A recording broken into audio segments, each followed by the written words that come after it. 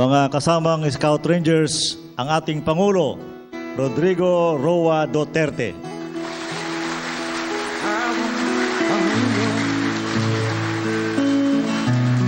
Para sa pagbabago,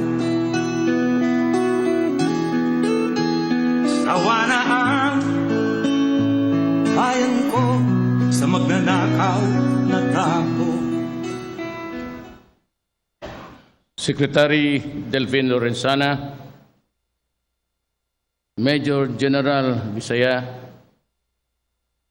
Lieutenant Major General Edmundo Pangilinan, Lieutenant General Romeo Tanalgo, Brigadier General Danilo Pamunag, Brigadier General Eduardo Davalan, the officers and men and women of the Armed Forces of the Philippines, Brigadier General, puro po naman lang eh, my beloved countrymen. Can you give the order of Tikas Pahinga?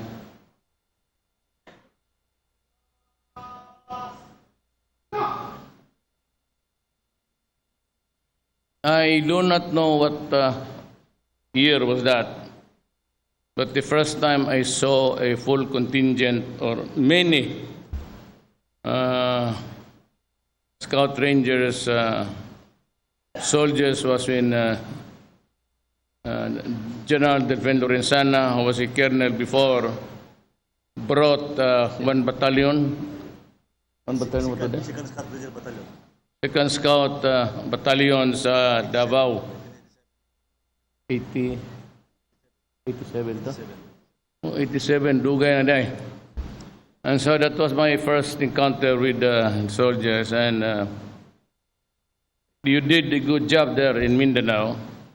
Delfin was assigned somewhere, and eventually he became a military attaché and stayed there for almost so many years. When he became president, I was scouting for a defense secretary. Naturally, ang napili ko kasi yung mga kilala ko, there were others in between. Di Maano, si Gas, I forgot his name, but Ariola was assassinated by the NPAs in Laguna. Far and wide in between the years, lahat ng halos kilala ko, yun ang nasa posisyon ngayon. Now, the reason why there are so many military men in government is ganito yan sa gobyerno yan. Ang experience ko, I am not trying to, derogate the other employees of government.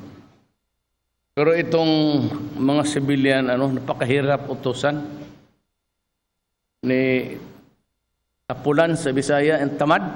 Hindi mo mapagalaw kaagad, especially during times of emergency. As you would notice, most of the positions now are occupied by the military and the police.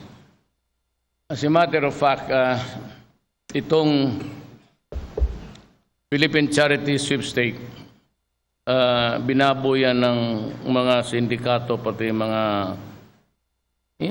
mga gangster dito na big time sa Pilipinas, yung loto, sinakyan nila ng wedding, pero sila rin ang humawak, and they were granted that right by the previous government, at in-emerge nila ng... So, we were losing about 20 million a day. Kasi ang nag-i-report nila, yung dalawa lang dito, yan, ihulog nila. Tapos, had a hard time looking for guys to run it. And I could not find it in the civilian sector. Because I doubted their integrity and everything. So, ang ginawa ko, I started to look somewhere. Isa dyan si George Corpus, who is a police PNP. Anong class yan sa... Class 82.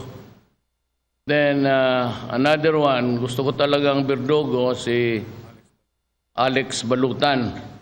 I assigned him doon sa Bureau of Penitentiary. Pero I changed my mind because kailangan ko mas berdugo dito. Because itong kabila na ito, we were losing billions of pesos a year in form taxes na magamit ng Pilipino. And so, total, nandyan yung SAP, kasi okay na kayo dyan. And although si Sid Lapina is also, si klase Lapina?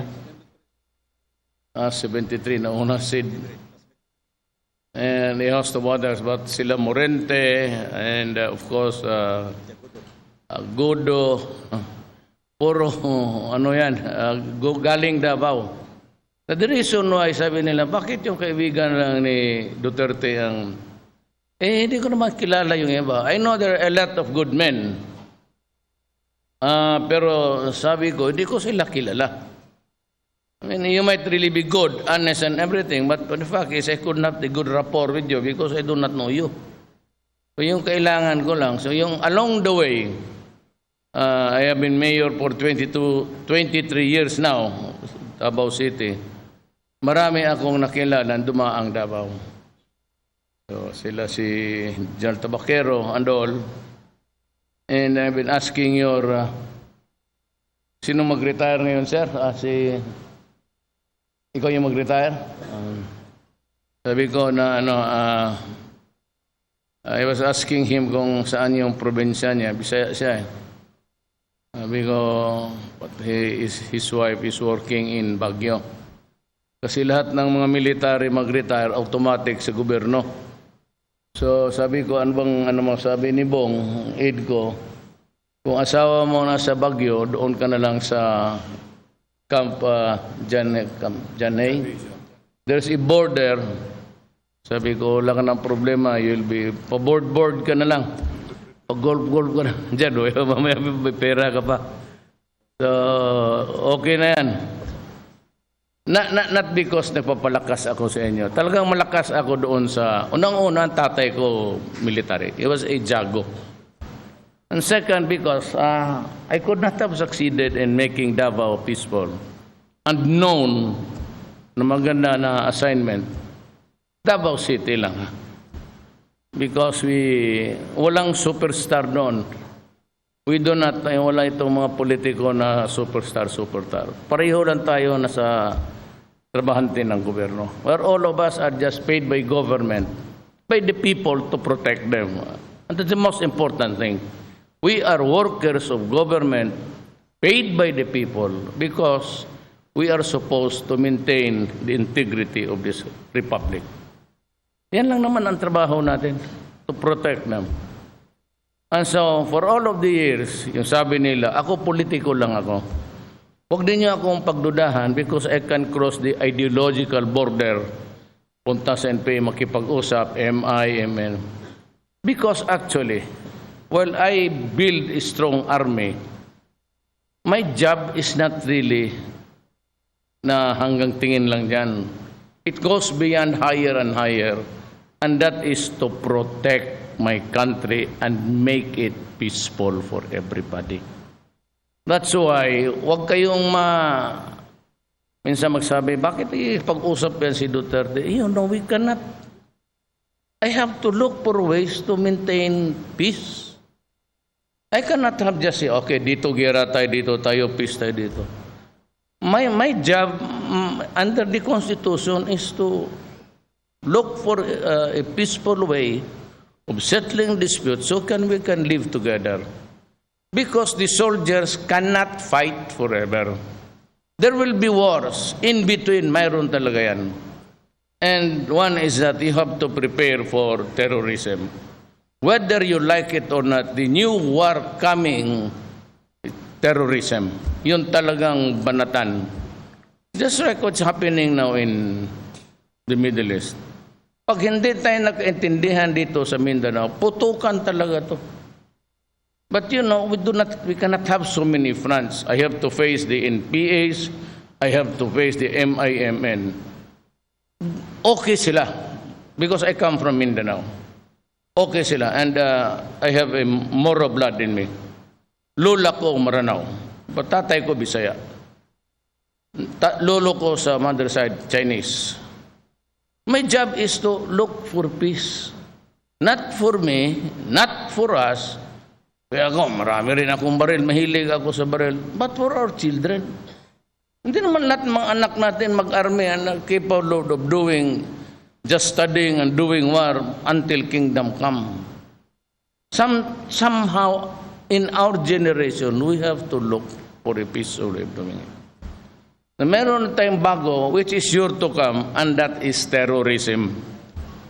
Yan, sa ayaw mo sa hindi, it's not a question or issue of when. It will come. Hindi lang natin alam, puputok talaga to because of the radical changes. And ang loyalty nila hindi na doon sa rebellion.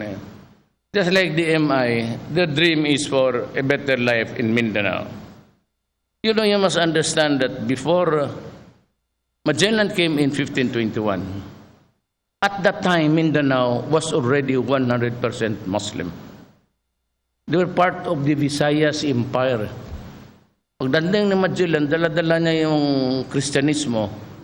Ang nakonquer niya, because island for island, scattered, Cebu, Bohol, madaling upakan. May gunpowder sila, may sword, may cannons. Pero ang Mindanao remains solid because it is contiguous. And besides, nauna na ang Muslim doon by 100 years. Part of this Visayas Empire yan. Kaya yan ang dahilan. So whether we like it or not, talagang lalaban yan.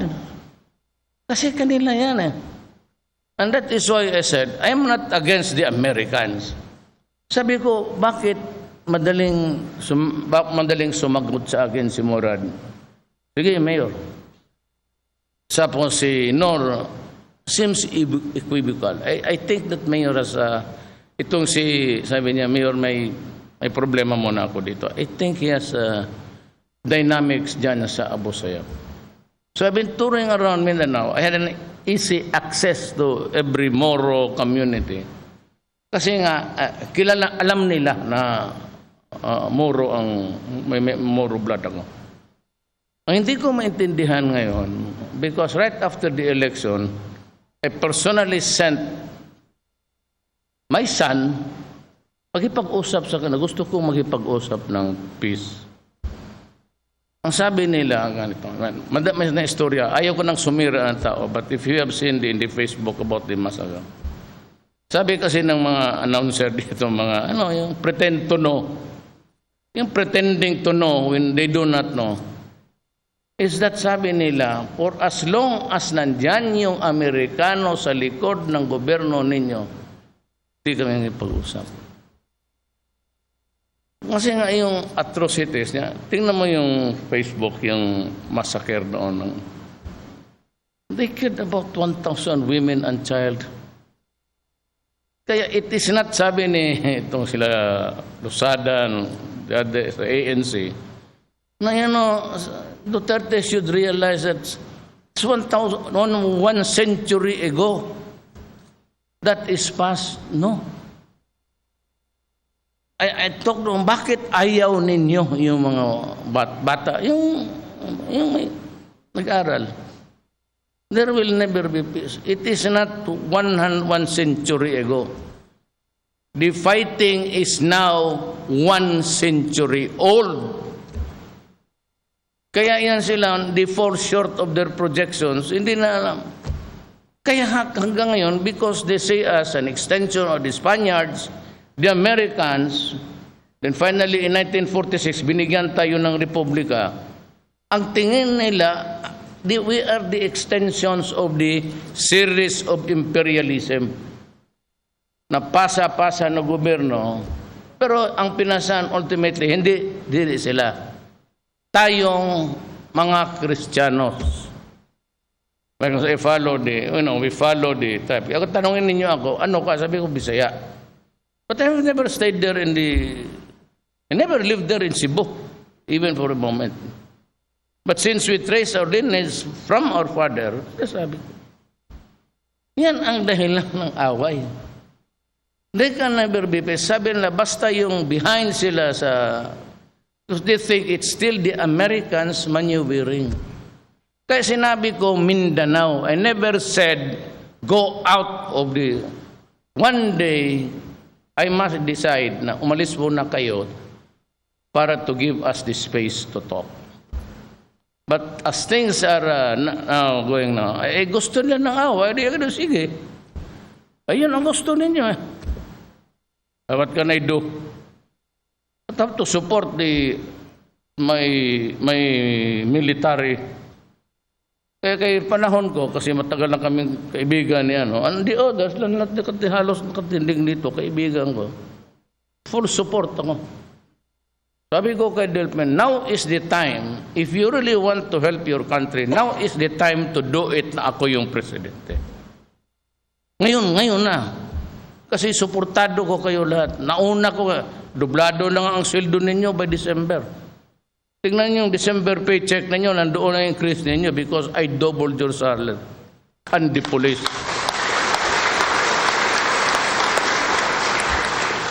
Then I went to the AFP Medical Center and to my, wag naman nating siraan, maybe it's really because they're just given too few too many. So I was surprised that wala kayong MRI, wala kayong gamma rays, wala kayong laser. Kasi ang karamihan ng sundalo, mag-retire kayo, dala-dala ninyong sakit, yung kidney ninyo, patanggalan ninyo yan. Because kayo kumakain, dahon lang, asin. Pag wala ng ibang makain, gutom, mangita na kasi kung saan daw na, basta may asin lang, shoot na yan. So, natata ninyo yung kidney. Kaya mga bato, ang kidney naman, the best way, kidney, pag kayong masakit yan. Mas masakit pa yan sa tama sa paa ng importin. Patanggal mo na lang, tanggalin mo yan. So, meron kayo niyan, and I will add more. Sabi ko nga patay, sabi, you've been doing well with your sniper. Sabi ko nga kay Delphin, buy more. Buy more. Tapos, yung palang FN, may pinadala ako dito sa inyo, kahaba-haba ng putang ay nangyawa sa sniper. Pag yung may sniper nga kanyon mo ito, putang kabigat. Iko, inyo na yan. But because you are good boys, you've been trained well, and you showed before me talagang yung Scout Rangers. Just give me time because I will order them. Sabi ko nga, ilang sila dito, sir? Mga 100 plus. Ang number dito sa ito sila.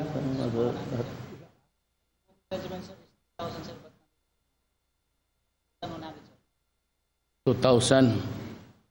Medyo matagilid ko gamay, anak sa kada. But I'll give each one of you. Unahin ko lang kayo. Huwag mo muna magsabi doon. Baka pag dating ng ibang kampo, barilin ako. Sabihin lang na ligaw na bala. Bigyan ko kayo ng Glock 45, caliber 30. Lahat. Ano nyo kailangan yan sa gira? Panglakad-lakad ninyo, yung pangbaril ng pulis, karibal ninyo sa mga babae dyan sa bayan. Ganun man kayo. Pag wala nang ibang kalaban, yung pulis na, pati sundalo magbarilan, dahil lang dyan sa babae. O, sige. Para, I'll give you a Glock. It's actually parang commander size yan. May meron kikita. Just look at your, yan ang available stock ngayon. So, maybe,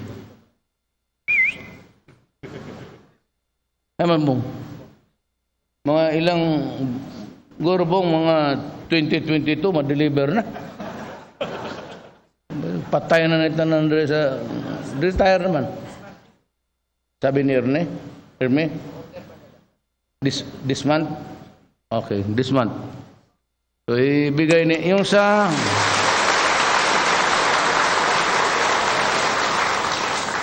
trust trade, he's a good guy, ha? Is, yumaman na kasi. Tapos, Erme Gutierrez, medyo may sakit na rin. Sabi niya, Mayor, di ba natin madala yung pera natin? Meron ako, may dala. Ilan dala mo, Bong? Meron ako talagang dala. Yung pang rapor, I was looking for the valor. Sabi ko kasi kung nandito, sabi ang balita, 2. So I brought 4. Pero wala man pala dito. Okay. Alam mo, pag nasa gera ka, para sa akin, you're a hero. Pag humarap ka ng patayan, hero ka talaga.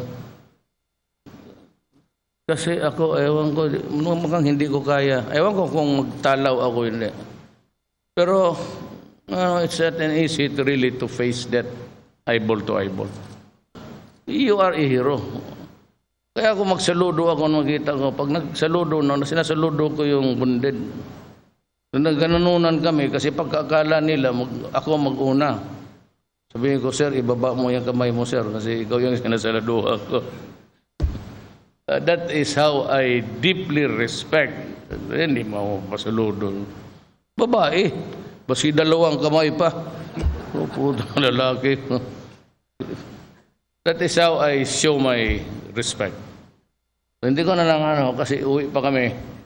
But just keep well. Alam mo, ang buhay. It's your turn, it's your turn. Walang just do your best. If your time, wala. Basi ako. Wala akong illusions dyan sa Pinasukan natin ng trabaho, delikado. Lipa dito, lipa doon. Kung mahulog ako, bagong presidente ninyo, babae. Mas gusto ninyo. Gusto ninyo, babae ba talaga rin kaharap ninyo? Well, anyway, I am going to give you the 7.62 FN. FNFL yan, Fabric Nacional yan. Okay, I'll buy you. Ilan ba siya? Siguro mga 1,000 pieces, siguro, tama na. 35 lang ang Program. Sige. I'll give you all, basta sa panahon ko, ibigay ko sa lahat sa inyo yung kailangan nyo para manalo kayo. Hindi para pumatay. We do not go to war. Remember, when you are there and fighting, think of your skill. Do not hate. Do not go inside the battlefield with hate. Mawawala ka sa... Then you'd not be able to think clearly. Kasi ang adrenaline mo, sinahaluan mo ng galit. Then you tend to be reckless. Putang, ano itong mga to? Diyan na nagkadidiskrasya. Just, yung pinag-aralan, yung pag-aralan mo, yung gamitin mo lang. Huwag mo na yung, ang target mo, ano lang yan. Para sa iyo, incidental. Do not go inside the circle of battle na may galit ka. Ang tanggalin mo muna yan. Think of your skill and sayang yung magagandang baril yan. Kung isurrender mo lang, pumatay ka muna, baski 100 siguro, okay na. Do not just give it away to the enemy. I will buy 800 because I said I heard that you're doing well. So I think you'll have the best. I repaired your medical center. I gave the doctors there $500 million. May bagong building kayo. Just to show. Tapos yung ako magbigay ng wheelchair kasi yung piang-piang hindi pa makalakad, pero yung recuperating, bibigyan ko ng wheelchair na ang drive dito lang. Yung isa, baski na doon pa sa Malakian, sige na sirit-sirit sa harap namin. Giganahan parang bata. So, those are the things that I will provide for you. And for those, I will be there. Next year, kung ganda ang income ko, I'll start with the program, libre na ang mga anak ninyo. Kindergarten to high school. Sa ngayon, wag lang sana mangyari, God forbid, Pero ang lahat ng nabiyuda, binibisita ko talaga. Basta may sundalo na o pulis, lalo na sa droga. Let me talk about drugs before I forget. Pinupuntahan ko talaga. Now, maraming istorya. Kayo, alam ninyo ang what's on the ground. Kinig kayo ng mga ano dyan, mga CNN, mga Amerikano, bahala kayo. Basta sinabi ko, we have a very serious problem. It was never known to us na ganun pala karami ang tama. Imagine the number of 700,000 Filipinos tinamaan. And that is just yung nag-surrender ngayon kay Bato at saka yung natakot. Hindi natin talaga alam. Ako sa Davao, I was the favorite whipping boy. There was one time 27 almost generals. They were recommended for dismissal. Lahat yung nagdaan sa Davao na City Police Director. Pero order terminated. Yan sila, Morente, lahat yan. Lasa. Kaya ako, halos ako sabi ko, magre-revolusyon ako dito. Hindi ako pumayag talaga. Pinuntahan ko, putang inawag din niyo akong bullshitted. Ako yun, hindi yan sila. Diyan yan nag-umpisa, sabi ko. For all of the things you do in connecting with your work, do it. Ako ang bahala. Ako ang magpakulong. Pag sabi ko, go there inside, tapos, alam mo, magkakakaso ka talaga yan. Collateral damage. Ako. Sabi mo, yun, order ni Duterte. May tao dyan. Andyan yung kalaban. Anong gawin namin? Order. Pati yung polis. Trabaho lang kayo. Wala kayong problema sa akin. In accordance with my order, I will assume full legal responsibility and I will go to jail alone. Walang kasali yung mga tao na naniwala sa aking order. Yan ang maasahan nyo. That is the guarantee that I can give you. Kaya ganyan po, police noon, ayaw mag-ano, kasi bata ni Mayor, security ni Mayor, tapos ganon, may mga police, hindi makalapit. Mga superstar yan eh. Tama yung ano, hindi naman lahat. Yung kila Albuera, yung mga ganon. Kaya ako, sabi ako, I was just testing them. Tigas kayo, sige. Sabi ko, nag-release ako ng pangalan. Sabi ko, 24 hours, gano'n ipapatay ko kayo. O di, takbo-takbo na. O, di nawala pa ka superstar mo. Ako sabi ko, police, return to your mother unit in 24 hours, order you are dismissed. Suddenly, they felt naked. Ngayon, I will have to,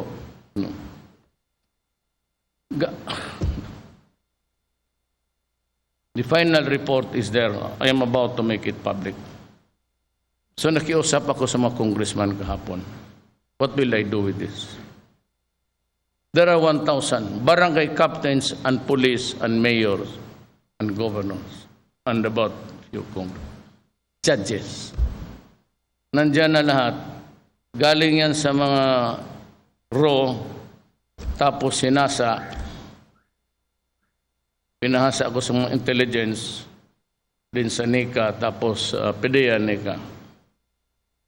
Ano, ganun kakapal. So, hindi ko alam kung ano yung ko. Sabihin naman nila patayin ko, human rights. Pati Amerika, nakisalsal, nakihalo ng... But I really do not know how to. I will talk to your commanders. Basta alam lang ninyo ganun kakapal yan. Hindi, dala mo, Babong? Ha?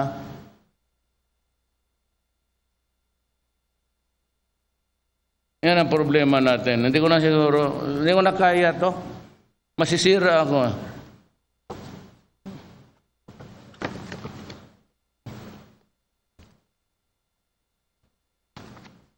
For regions, no? Ito yung problema natin sa droga. Ay, gusto niya kung tumulong sa akin, Kayo, pag hindi, I really don't know how to decide with it. Judges, mayor, yung kay Alcala, I do not want to offend anybody kung may relative dito sa ano. Alam namin noon yun. Sinabi sa kanila, ipitin lang muna ninyo. But prepare for an apprehension na para walang lusot. Powerful to. Kasi ang Quezon, kayong taga Quezon, alam ninyo yan. Huwag na lang tayo magbulahan. Alam ninyo talamak talaga sa Quezon. Alam namin na mga politiko. Tignan mo. Hindi, anak pala ni... I do not to offend. Hindi ko na personal yan. Tignan mo nangyari. Yan ang kaya ako hindi pumayag na may eleksyon ngayon sa yung sa Congress walang pera. Good, walang pera pero sa akin pag mag-eleksyon tayo ngayon mag-hold lang ito. Gagastos ito para manalo. Mag-lie down ito. Sabihin lang nila, Duterte 6 years lang, no? Hindi, mamatay bukas yan. No?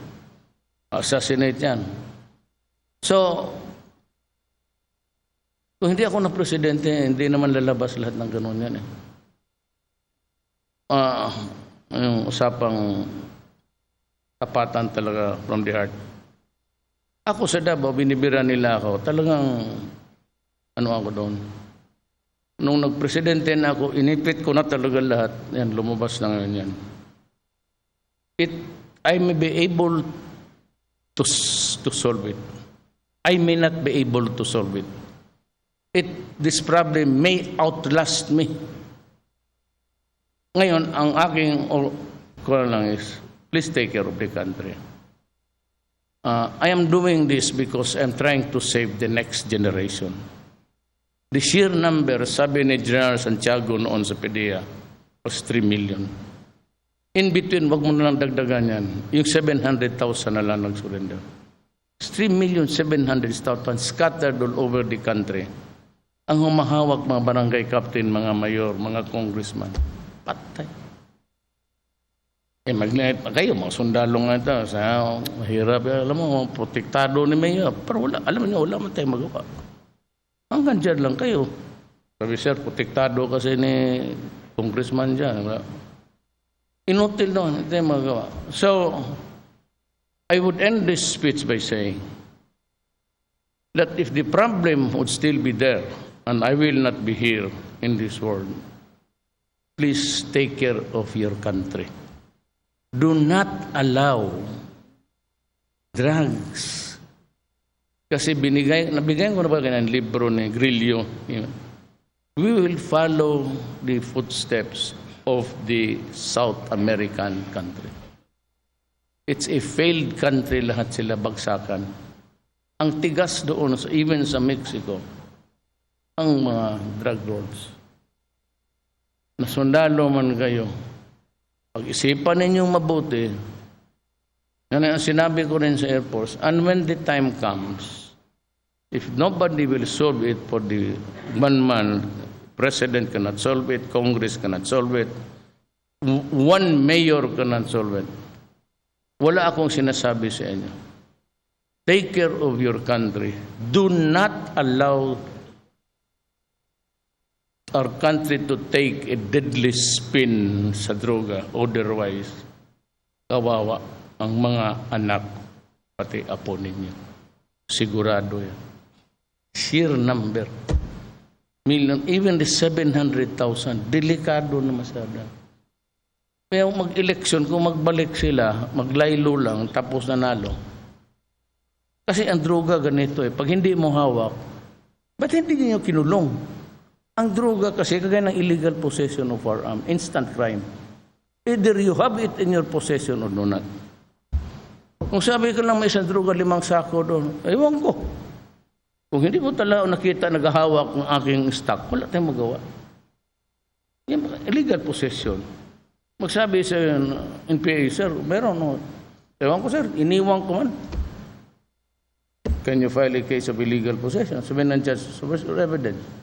None. Wala kami, sir. Sinabi lang niya. Tapos sabihin ng preso, wala man ako sinabi na gano'n, sir. Pinilit lang niya sa akin. tabla na. Tabla na. So, yan ang pakiusap ko sa inyo. Wala akong pakiusap, wala akong hingiin sa inyo. Just take up your country and be careful about drugs. Do not allow drugs to destroy the next. Wala na ang Scout Ranger, puro bangag na. Bong, buhay na ako. Sana yung certificate. Ha? Putalis ka. Wala, sige, kabuang dagdadali.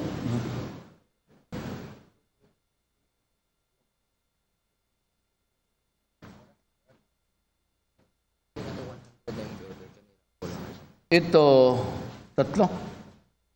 Iba yung 100. Iba yung 100. Ito, iwan ko ito. Ito, certificate. Kunin na nyo. Punta kayo ng trust trade. O, yan o. Sign ko ha. Congratulations. You have just been awarded with 1 unit Glock 30 caliber 45. Easy. Safe action pistol. Safe action kayo. Buto mo na. Karamihan lagay dito. Kasi yung nipo lang eh. Kaya hindi ako, ang baril ko, HK, yung dala ko. Ito, paglagay mo tapos, usual, pag gano'n mo, ang ranger, magandang lalaki, trained. Pero pag wala kang hotel, in hotel ka na. Sino bang bibili ko? Tapos maghira ka, malaman mo ng NPA, pisot man yan.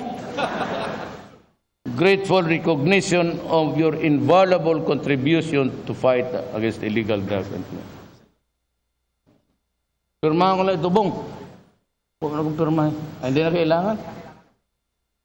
I leave it to raffle ko na lang. Yes, sir. Tapos, ganito yan, Adre. Total, dadating yung iyo talaga. Masyadong mayabang ka naman kung maglagay ka ng 245. Hindi na magbilib. Anong gawin mo? Ganun-ganunin mo. Hindi naman ito cowboy. O sino yung pinakabady mo na naghiwalay ka, nasaan? Ibigay mo lang sa kanila.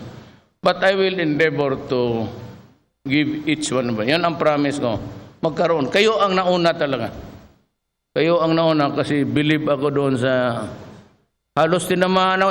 Tayo dumaan yung bala sa mukha ko.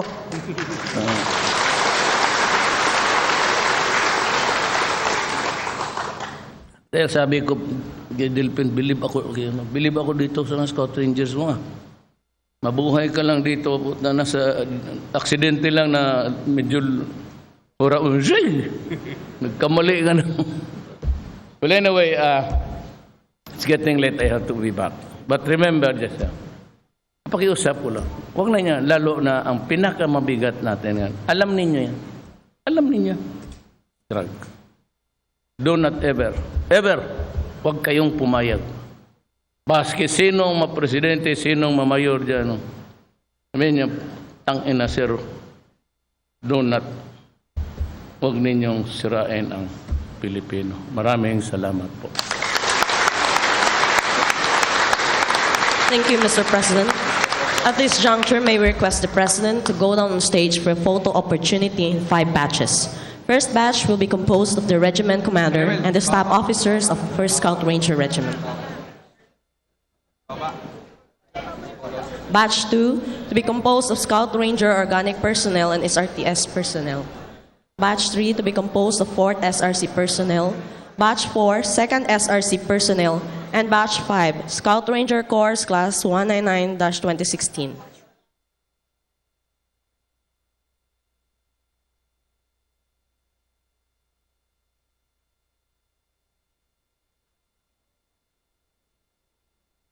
Napakinggan niyo po ang naging talumpati ni Pangulong Rodrigo Duterte sa kanya pong naging pagbisita sa mga sundalo ng 1st Scout Ranger Regiment sa Camp Texon.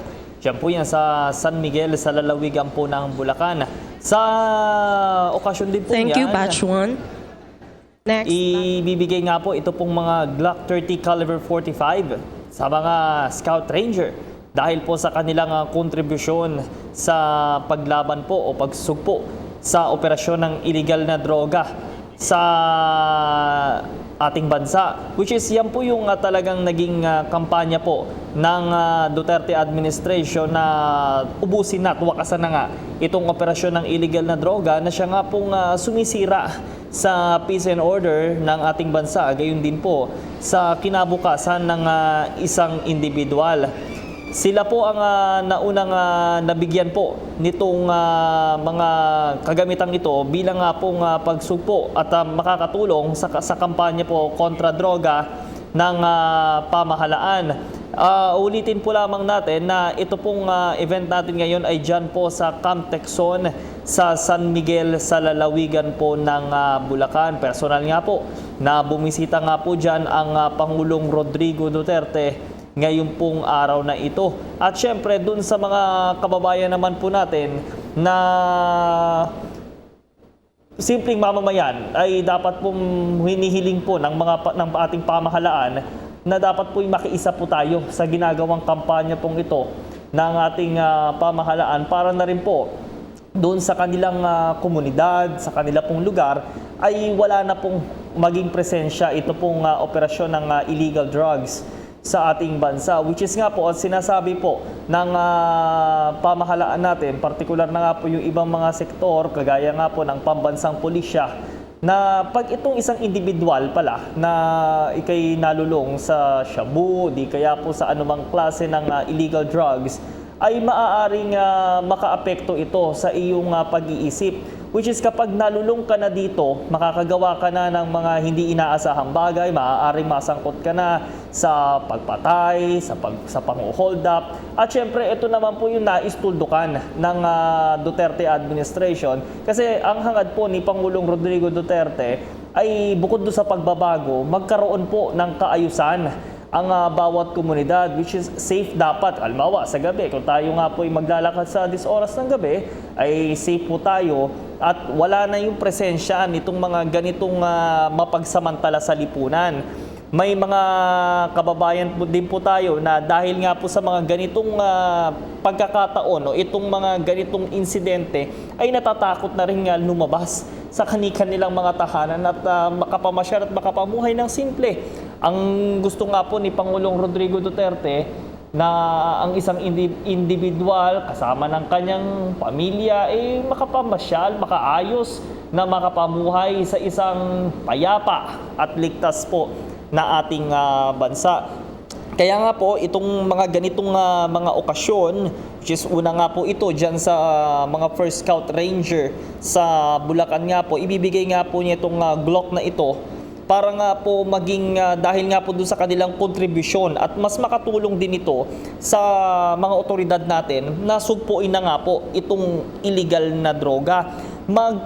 Kung maaalala nga po natin, iba-ibang lugar na nga po yung binibisita po ng ating mahal na Pangulo ngayong araw na ito o doon sa mga nakaraang araw din ay para nga po alamin yung estado ng mga lugar po na iyon. Yan, kasama po ni Pangulong Duterte yung ilang mga opisyal po ng provincial government ng Bulacan para na rin po alamin yung nagiging estado at nagiging hakbang na rin po nitong mga pamahalaang panlalawigan para nga po sugpuin na rin nga itong operasyon ng illegal na droga, which is para nga po maging magkaisa at magkasupo-suporta na itong national, regional, and local government units para po sa ganitong adhikain nga po ng pamahalaan tungo hindi lamang sa isang maunlad, kundi sa mas ligtas na Republika ng Pilipinas. Yung mga nagdaang araw na rin po, nauna na nga pong sinabi nitong